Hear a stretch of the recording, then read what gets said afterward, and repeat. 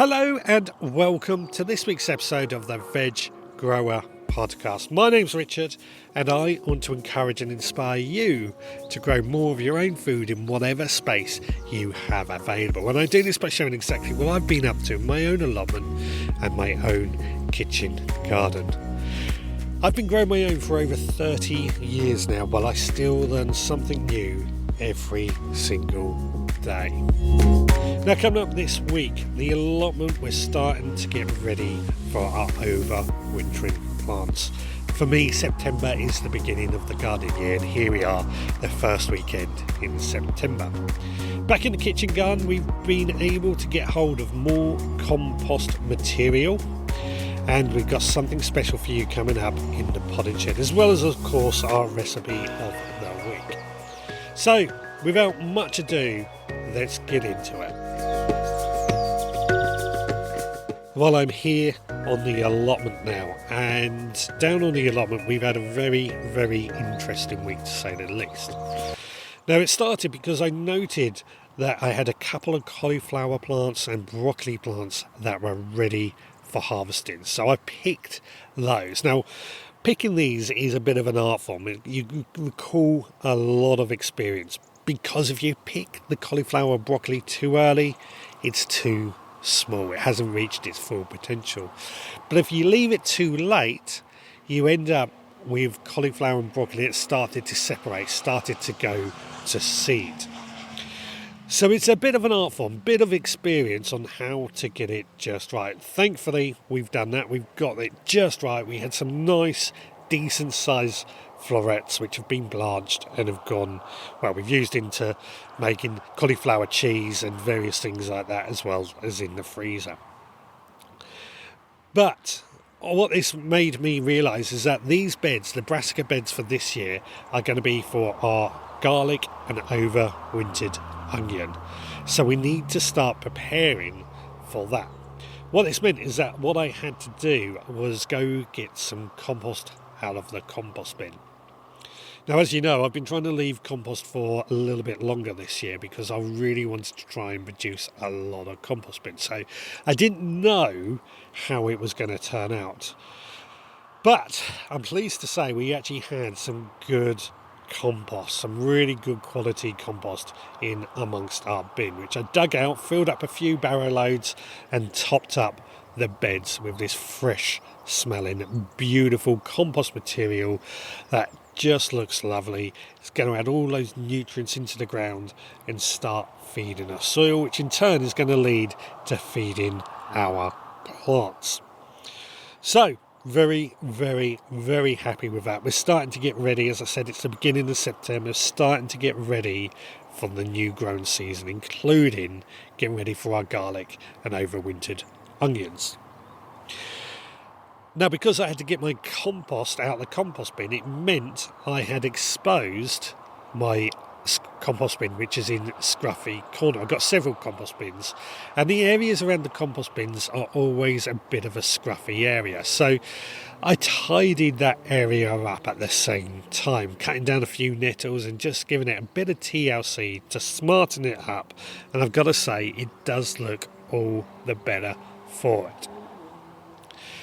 This also gave me the opportunity to get access to something quite important that we're going to be using a lot in the not too distant future, our leaf mould bins. Now, my leaf mould bins are just 2 bins with chicken wire wrapped around them that we just fill up with fallen leaves in around October time, so not long to go. And what will happen is that they will rot down, they will form their own compost and basically form leaf mould. Now, leaf mould doesn't have very many nutrients. It's pretty low in nutrients. It's just a very, very good source of organic matter. It's also very good for young seeds. So it's always a good thing to build, but we'll talk more about that near at the time when we pick up our leaf mould. But with those areas tidied, I felt rather pleased with myself because it just smartens everything up and comes into play quite well. So then I moved on to another job that I had to do. The other day I popped into a B&M. Now, B&M is like a cheap department store. sells things very, very cheap, very reasonably priced. Not necessarily the best quality, but for the price, it's okay.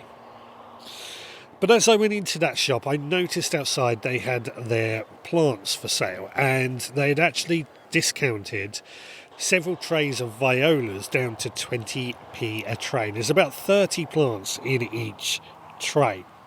So I brought a couple of those trays, and I could tell just by looking at them, all they really needed was a good watering, which I took them home, watered them overnight, and sure enough, they perked up. Now, we've been planting these violas in various locations here on the allotment and in the kitchen garden, just to add a bit of colour. Now, violas, the flowers on those are edible. So we can harvest those, we can use those in salads just to add a bit of colour. They're not going to feed the world, don't get me wrong, they're not a huge food source. They're just something that we can add to add a bit of interest and still be edible. Well, we planted those in various locations just around the allotment. It is probably a bit late in the season for them, but we thought we'd give it a try nonetheless and see how long they last. And at 20p a plant, you can't really go wrong, can you? That's a pretty good value for a tray, 20p a tray. So overall, yeah, very happy with the allotment at the moment. It's coming together quite nicely. We're still harvesting lots of apples and pears, which we've just started harvesting. For just one tree of apple, we've got just one apple tree and one pear tree, but we are harvesting so many fruits of them. The apples and pears are absolutely delicious as well. Bit of an art form again when it comes to harvesting apples and pears. What I like to do is just pick an apple or place it in my hand and see if it comes away from the tree easily. If it comes away from the tree easily, we know it's ready for harvesting, and it's the same with pears. Pears do need a bit of time to ripen back at home before they are ready, but we are there nonetheless with them. We're also getting lots more chilies and aubergines and tomatoes, of course, all of which are going down very, very well back home in the kitchen. For me, fruit this year has been really, really good. I've already mentioned apples and pears, but tomatoes, chilies, aubergines have also done incredibly well this year. And I've got so many of them that I'm really, really, really quite happy with. So, right, well, that is what's been going on here on the allotment this week. Busy week getting ready for garlic and onions. So it's time now to head on home and find out what's been going on in the kitchen garden. In the meantime, let's find out what's been going on in the Supporters Club this week. Well, it's that point of the show where I just interrupt you and just ask if you would be good enough to leave a rate and review on your podcast provider. It only takes you a few seconds to do, but it means the world to us, and it helps us get found by more people who might also be interested in learning more about how to grow their own food. Not only that, if you are enjoying this podcast and you want to help support this podcast and keep this podcast running, then please consider becoming a member of the Veg Grower Podcast Supporters Club. For just £5 a month, you get access to extra behind-the-scenes podcasts that give you a bit more of an idea what's going on here at the Veg Grower Podcast HQ. Added to that, once a month you will also receive through your letterbox our monthly seed pack, and in that pack you get a copy of our mini newspaper and a collection of seeds that can be sown in that very month. I've carefully curated these seeds to sow them myself as well and keep us all growing food all year round. And I'm also told that the mini newspaper gives people a lot more encouragement and confidence in growing their own food. So please do consider becoming a member. Details on that at the veggrowerpodcast.co.uk. Now, as an example, over the last week we have been sowing some spring onions from this pack. Spring onions are a fantastic salad crop to grow pretty much all year round, and sowing them now will see us with a supply into autumn, maybe even into winter. I've specifically designed it so that we are growing food all year round. So if that's something you would be interested in, then please do head to the veggrowerpodcast.co.uk. And with that, it's time to get back to the gardening.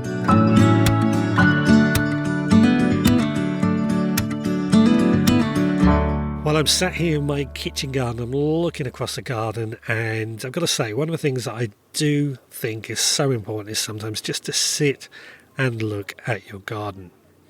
Now, the seat that I'm actually sat on is actually a compost bin. This is a underground compost bin. Unfortunately, it's not sold in the UK anymore, so I cannot recommend it for our UK audience. But it's been a real asset in the garden because it does do what it says, composting, but it also acts as a seat and it looks tidy, etc., etc.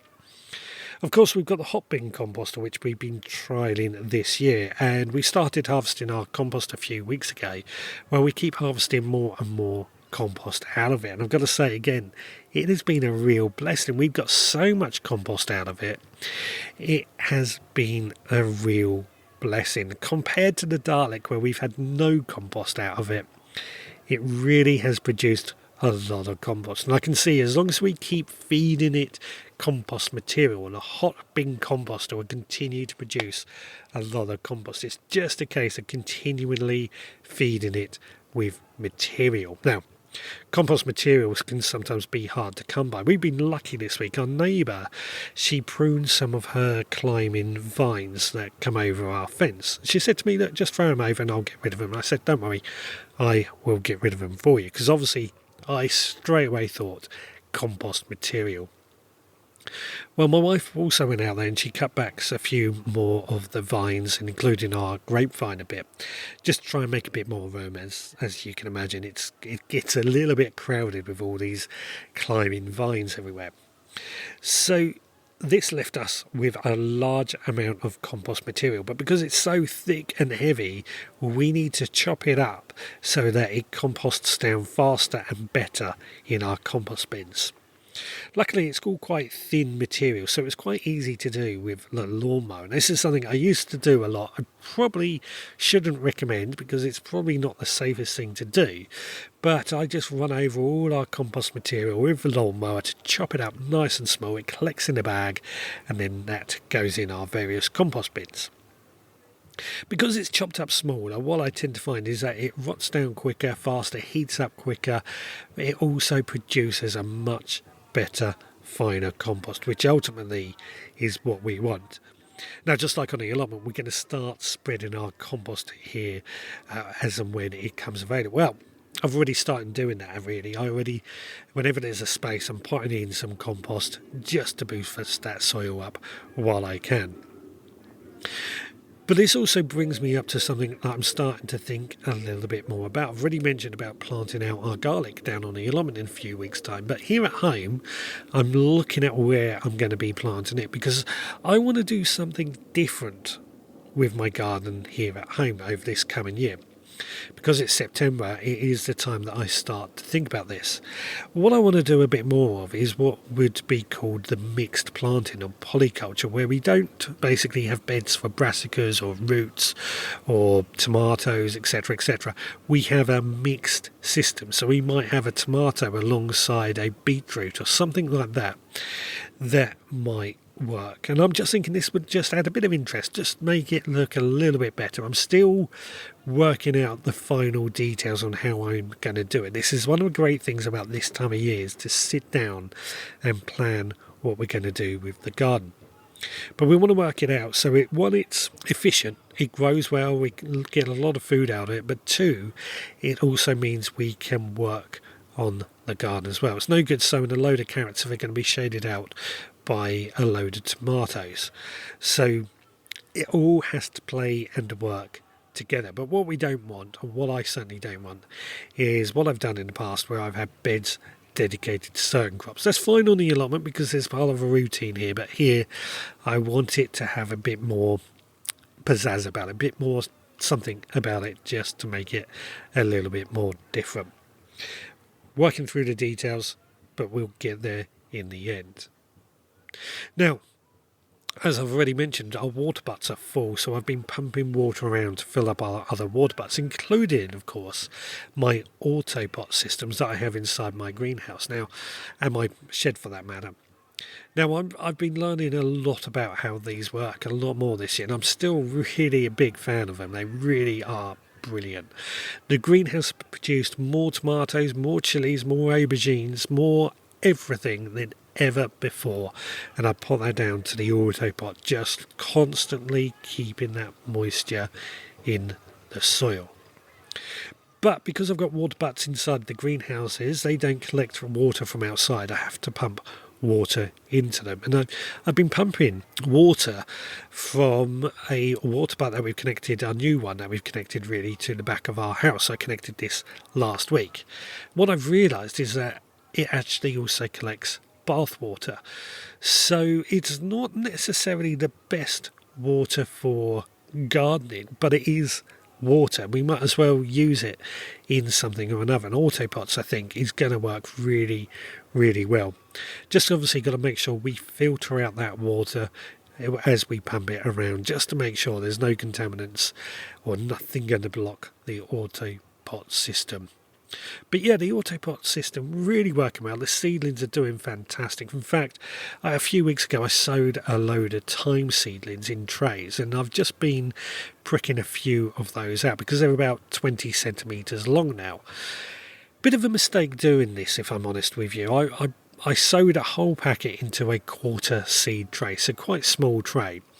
And I've got lots and lots of thyme plants that have germinated. Now obviously with thyme, normally you would sow that into a standard pot and just let it grow as is. But I decided I was going to be different. I wanted to sow it into a tray, then prick them out into individual plants, let them grow on and see how they would do. Well, today was the first time I actually started pricking them out. I didn't prick them all because I did that with coriander a few weeks ago, and the coriander unfortunately didn't quite survive after being pricked out. So I only did a few, and we'll give it a few days and see how they get on. I absolutely love thyme. As I was doing this, I'm just greeted by this beautiful smell of thyme in my shed, in my hands, and all over the place. It made me very happy, to say the least. But I do absolutely love thyme, and I am trying to grow more herbs in various locations. I've already mentioned about going more for polyculture, so we want to incorporate thyme in various locations to act as a companion plant, but also provide us with thyme, again, both here in the kitchen garden and down on the allotment. It'll be a lot of fun to see how it works out. I think it's going to be a good thing to do. I certainly think it will pay off. Well, that is it from here in the kitchen garden. Of course, there's been lots of harvests: spinach, mustard, beetroot, radishes, lots more than what we've had down on the allotment, of course, but also we've had tomatoes, chilies, aubergines, just like from the allotment. So in terms of harvests, we've got lots and lots of food, which is what it's all about. Now, talking of food, time to get into the kitchen and cook something up. Chopping all the veggies, sizzle in the air. Chef Scott with the magic, smells are everywhere. Water starts to boil, onions hit the pan. Recipe of the week, let the feast begin. Cooking with Chef Scott, flavors come alive. Tune in every week for a tasty bite. Well, as you know, Chef Scott isn't here every week now, but instead I'm filling you up with a recipe that I have. And this week I've gone for garlic aioli as our recipe of the week, which you can of course find on the Veg Grower Podcast.co.uk. I thought garlic aioli would fit quite well because we've been talking about getting ready to plant our garlic out, and it wasn't that long ago that we was harvesting our garlic at the same time. For me, garlic is an absolute kitchen staple, which is why I grow it every single year, and I love growing it. More importantly, I love using it in the kitchen. So how do we make garlic aioli? Well, basically, garlic aioli is just a posh way of saying garlic mayonnaise. Basically, what I did is I took 4 cloves of garlic, popped them through a garlic press so that we ended up with a load of really chopped up, mashed up garlic in a bowl. I then added 2 egg yolks to that garlic and then a teaspoon of Dijon mustard. Mixed it all together, And then I took 250 millilitres of extra virgin olive oil, slowly trickled that into the mix while stirring at the same time. Now this did take quite a long time, about 10 minutes to slowly mix it together and slowly trickle it in. One of the key things I've learned with making our own mayonnaise is it's all about slowly trickling it in. If you go too fast, it doesn't quite make the mix and it doesn't really form a nice mayonnaise. But what I found is we slowly trickle it in while mixing, it emulsifies together and it forms this nice thick sauce, otherwise known as mayonnaise. You could, of course, mix it using a food processor or similar, but I did it by hand because, well, why not? And after that, all we needed to do was squeeze in a bit of lemon juice and we had our garlic aioli ready to go. This was a really tasty little condiment to have in the fridge. It will store for up to a week, but also freezable at the same time. And if you are on a bit of a quiet time on a Sunday afternoon, it's well worth making some of this up just to keep in the fridge for that week. Really easy, really tasty. And hopefully that's made you hungry. Recipe can be found at the veggrowerpodcast.co.uk. Well, I thought this would be a good opportunity to talk to you about how I grow garlic, because as already mentioned, it is very nearly garlic planting season. I generally try and get my garlic in around September the 20th, but I do mine at the beginning of the season, as early as I possibly can. Around the end of September works well for me. It's also my wedding anniversary, so it's easy for me to associate the two together. But we could actually sow garlic much later than that. You often read in many old gardening books that it's recommended to sow your garlic on the shortest day and harvest on the longest day. The trouble with that, although I have done experiments, is that garlic needs a period of chilled, a period of about 2 weeks below 10 degrees Celsius, in order for the garlic to split into cloves. If it doesn't get that period of coldness, what tends to happen is the garlic tends to stay as a solid bulb of garlic, which could be a good thing in some ways, but not really what we use in the kitchen. So it needs that period of being chilled, that period of being cold. Now, I have run experiments. I have sowed garlic as late as April, and what I found is that we can get away with it being sowed as late as April, as long as it's not too sheltered and we do get that period of cold. If we get a warm spring, it's probably not going to affect it. But I do find the later we sow it, the smaller the bulbs become. So the earlier I find we sow our garlic, the bigger bulbs we get. So I normally go for around September the 20th. And I do tend to get all my garlic in at the same time. Now, because we've got a couple of weeks to go before that particular date, it's all about the preparation, as already mentioned, adding organic matter to the beds, making sure the soil is weed free. Garlic does like moisture retentive but free draining soil, and on my clay soil that can be rather difficult to achieve. I have found by growing in raised beds it does perform quite well as adding plenty of organic matter that helps combat and produce the good soil that garlic loves, that moisture free draining rich soil. If you want sandy soil, again, it's just a case of adding organic matter. Loamy soil, where you're laughing, but I would still add organic matter in the form of well-rotted compost. That's just going to help add some nutrients that garlic will need. Of course, we could add feeds and fertilizers. I have a particular type of garlic feed that I buy from the garlic farm over on the Isle of Wight. It's particularly aimed for garlic growers, so it is a particularly good fertilizer. But like most things, it all depends on your soil and how rich, how moisture retentive your soil is to how it will perform. Blood, fish and bone is something else we could add as well. That works as a good fertilizer beforehand, slow release fertilizer. So September the 20th, we will then take our garlic and we'll break it down into all the individual cloves as required. I'll then take a dibber and I dib a hole about 10 centimetres deep and drop a single clove into that hole. Now, when I drop it in, what we've got to make sure is that the root side, the flat side of the clove, is pointing down with the pointy end pointing up. Now, a garlic will actually right itself if you drop it in the wrong way, I've found. It will right itself and sort itself out given time. It just takes a little bit more energy. And because I go quite deep, at that 10 centimetres deep, it needs all that energy to burst through the soil. Why do I go for 10 centimetre deep? I found that produces the best size garlic bulbs that we really want.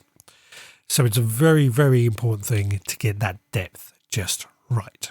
Now, in terms of spacing, I like to give my garlic about 10 centimetres of space between each plant and about 30 centimetres between each row. So quite a bit of space that it does need, but it will soon fill that up as the garlic grows. Now, once they are planted, it is just a case of keeping that soil moist and well fed. About once a month, I will add that garlic feed that I spoke about. I will try and keep it weed free and water when dry. Over the winter months, I do find that we don't get so much need for watering because the soil is generally quite moist. It's once we get into March, April, May time when we really need to increase the amount of watering that we do. One of the key things here, though, is that I've got to try and make sure we don't get water on the leaves because that could lead to leek rust, which is a particular problem that I suffer with pretty much every year. We didn't get it this year, admittedly, but pretty much every year leek rust shows itself. It shows itself as tiny little red spots on the leaves of our garlic, and it just basically stops the plant from photosynthesizing and therefore stops them from growing bigger bulbs. We didn't get it this year, but good airflow and good sunshine, which generally comes in on the rain, we didn't get it this year. That's probably why, because we didn't get any rain. But good airflow does help with that. We do tend to harvest it on the longest day. Garlic, a bit like onions, they tend to grow and up until the longest day. At that point, they will reach their maximum size. Now, in the past, I used to wait for the garlic to fall over, the foliage to fall over, but now I just get it all out on around the 21st of June. It all comes out. We then place it in the greenhouse for a couple of weeks to dry out. I then clean it all and pop that garlic into storage, and it can actually last for quite a long time. Incredibly easy to grow, but also one of my favourite things to grow because I just think it looks so good and is so tasty. If you haven't grown garlic before, why not give it a try this year? If you have grown garlic before, let me know how you get the best results from growing your garlic. Everybody's different. Nobody does it the same as me because we're all different at the end of the day. That's just how I grow it. Right, so we're coming to the end of this week's podcast. If you have enjoyed it, then please rate and review on your podcast provider. It only takes you a few seconds, but it helps us get found by more people who might be interested in growing their own food. We haven't had any reviews to talk about this week, but we appreciate them when they do come in. And it also helps us decide what we're going to talk about on this podcast as well. If you've enjoyed this podcast, then please also consider becoming a member of the Veg Grower Podcast Supporters Club, as already mentioned. If you want to get in touch, you can email me, richard@veggrowerpodcast.co.uk. You can also visit the website at veggrowerpodcast.co.uk and leave a voicemail. We love having the voicemail. We love having new voices on this podcast as well. And finally, you can also find us on social media. Please do give us a like, a follow, or get in touch through social media, especially our Facebook group, which is growing pretty well at the moment.